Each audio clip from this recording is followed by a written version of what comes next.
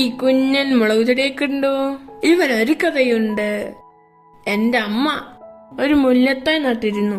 ഒരു ദിവസം അമ്മ നോക്കിയപ്പോൾ മുല്ലത്തൈയുടെ അടുത്തായി ഒരു കുഞ്ഞൻ മുളക് തൈ. അമ്മ പറഞ്ഞു, നമുക്കൊരു കാര്യം ചെയ്യാം, ഇവന് താമസിക്കാൻ പുതിയ ഒരു സ്ഥലം കൊടുക്കാം.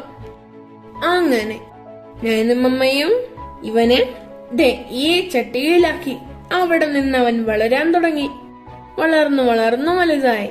പൂവ് വന്നു, കായ വന്നു. നമുക്ക് സന്തോഷമായി. എന്നാലേ ഇവനെ ഒരു പിണക്കക്കുട്ടനാ. നമ്മൾ ഇവനെ പരിഗണിക്കില്ലെന്ന് തോന്നിയാൽ ഇവൻ വാടി നിൽക്കും.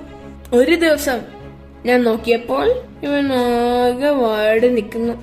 ഞാൻ അമ്മയോട് പറഞ്ഞു.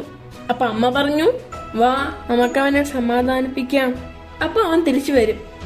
എന്നിട്ട് ഞാനും അമ്മയും കൂടെ അവന്റെ അടുത്ത് പോയി. എന്നിട്ട് അവനോട് പറഞ്ഞു, ഞങ്ങൾക്ക് വളരെ ഇഷ്ടമാണ്, നീ ഇങ്ങനെ വാടി നിന്ന് നിന്റെ ആരോഗ്യം നശിപ്പിക്കല്. നമുക്ക് നിന്നെ വളരെ വളരെ ഇഷ്ടമാണ്. നീ നമ്മുടെ വീട്ടിൽ തന്നെ ഉണ്ടാവണം. ഒരത്ഭുതം പോലെ 2 ദിവസം കഴിഞ്ഞപ്പോൾ അവൻ ഉഷാറായി, പഴയ പോലെ മിടുക്കനായി. ആ മിടുക്കൻ കുട്ടിയെയാണ് നിങ്ങൾ ഇപ്പോൾ കാണുന്നത്. ഇലയുടെ അറ്റം വരെ മുളകുമായി നിൽക്കുന്ന മുളകുചെടി. കണ്ടോ, എനിക്കിവൻ തന്ന പച്ചമുളകുകളെ.